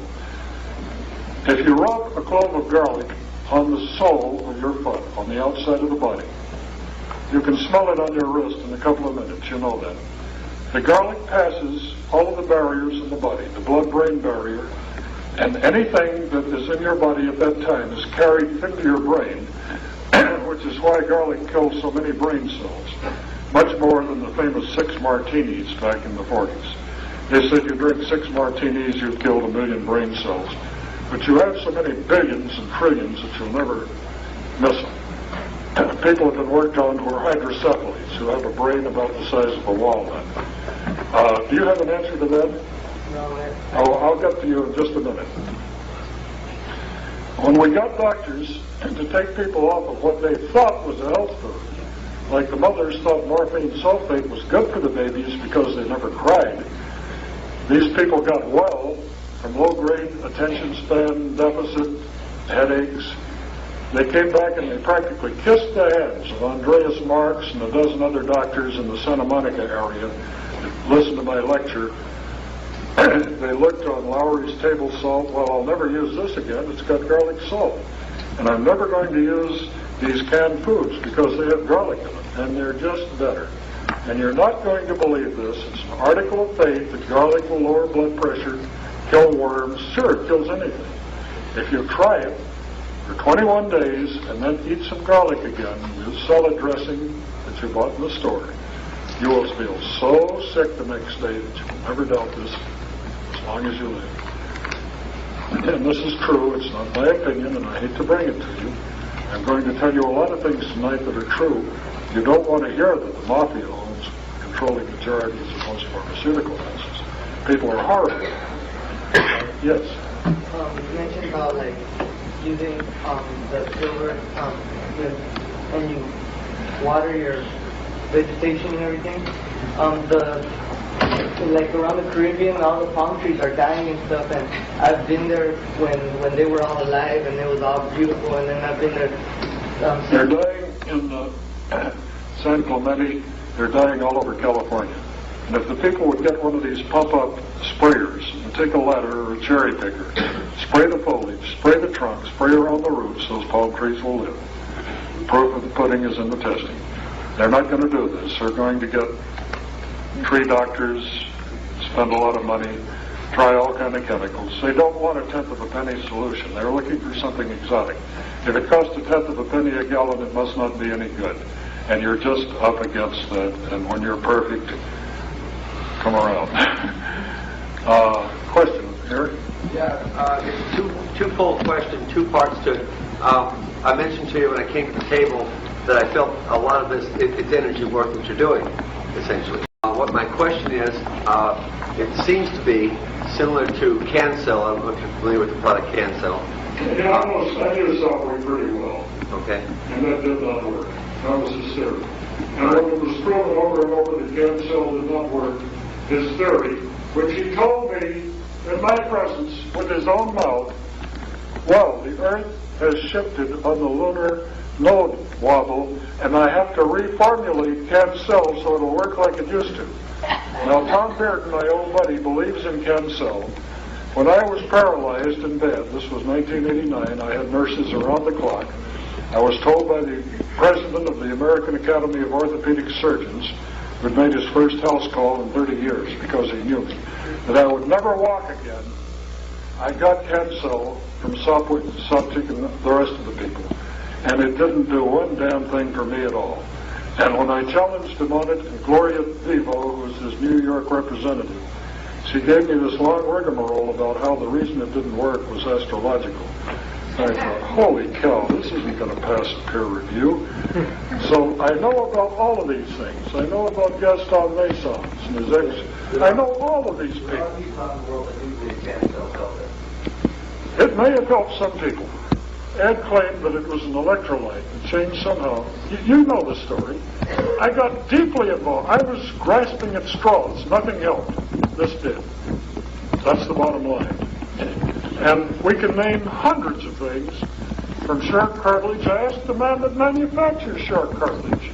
He invented it. What's the difference between shark cartilage and Knox plain gelatin that you get in Ralph's? And he said about $100 a pound. Now get to know them and don't listen to their multi-level Ericksonian hypnosis and neuro-linguistic programming where they hook these people into being zombies and to selling Mexican yam root instead of DHEA, which has no DHE precursor in it. These things are bullshit. They're garbage. They don't work. And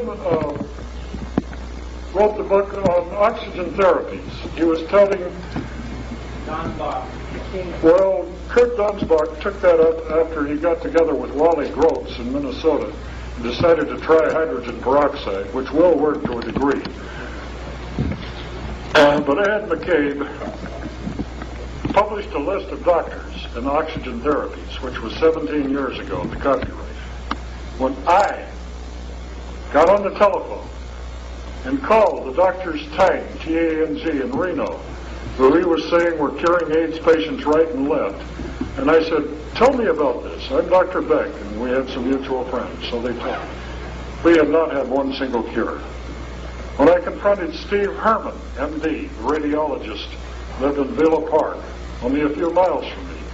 His own son-in-law, Kenny, died. He and Jean's, his adopted son, his wife Jean's natural son, all died. He sent back his $17,000 Hatzler unit and labeled it worthless. I know friends who bought Sander units. They're good units. They're $209, and they're the heart of these $3,000 and $4,000 devices with flow gauges. They do not work. It's a marvelous idea, but act up and keep hope alive. And these people, I know them personally, and they're extolling ozone by insufflation, by blood bubbling, by all of these methods. They're using legally in Germany, France, Canada, England, not Canada. And they do not work. I'm sorry. So go to the, if you want to know what red is, go down to the fire engine where they park them, open the door and look at the fire truck. And quit talking about 630 degrees nanometers, how many angstroms it is. Go look at a red fire truck and then you can't mistake it. So go to the people who are using these things and ask them about them. Ask if they can show you a stack of cures. They can. And this breaks my heart. There are no simple methods except blood electrification that I know about at this time. Yes, sir? Can you tell me exactly why silver colloid works? What chemically is going on that kills all these diseases?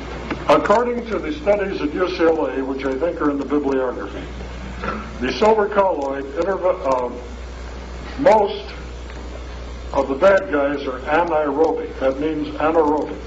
That means they live without the presence of oxygen, botulism, etc. Cancer. Those pathogens. It interrupts the respiration cycle, the CO2, other cycles, and they just die. And you can prove this with petri dishes, petri, whatever you choose to call it, and cultures. And put a drop of colloid in the middle, it kills 650 known diseases. Penicillin used to kill 8. But those have become strain resistant. You go to a hospital, you get an iatrogenic disease. About 400,000 people a year die because they've been to hospitals and picked up a strain of staph or strep, which are toxic to them, and there are no known antibiotics, none of them, but they drip it all day. Yes, go ahead. You also said that several vitamins, I think you mentioned vitamin A. Vitamin A is toxic in large doses. A lot of things that are in normal everyday food have several vitamins and minerals that you mentioned as toxic. What is supposed to eat? If you're dying of AIDS and the candle is burning very dimly in you, you have to detox for 2 weeks. Just take simple foods, rice, beans, meat. We won't allow vegetarians on any of these studies because we want the studies to look good. They're not getting enough protein. Yeah, they're not getting enough animal protein in the 23 essential, well, mostly essential amino acids. And vegetarians think they're holier than thou and they're doing something that's healthful. And they're not. And so all of our people that are on the free studies that I'm funding are not vegans or vegetarians, and they get their, without buying hundreds of dollars a month worth of amino acids from Bragg or American Biologicals or Royal Lee, they get it out of the meat and the chicken and the Pacific salmon. Never eat Atlantic, it's full of mercury. We'll go into that, but we got another thing. We got to close here in a few minutes. Let's get a few questions in here. Yes, sir. Do you have a way that researchers and writers can contact you? I know some people who would do a story in a large paper My attorneys say to avoid this, avoid the internet. You're just getting yourself as a target. The FDA is using the internet.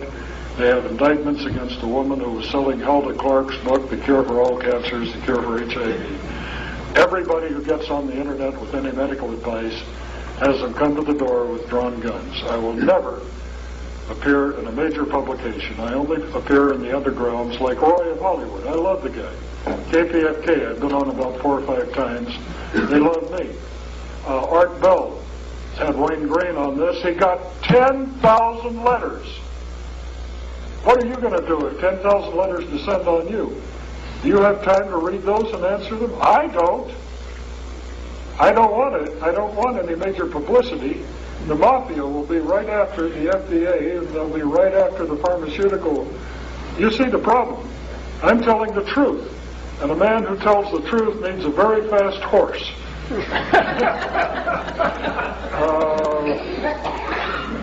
Questions? Goody! We're all done. You've been an incredible audience.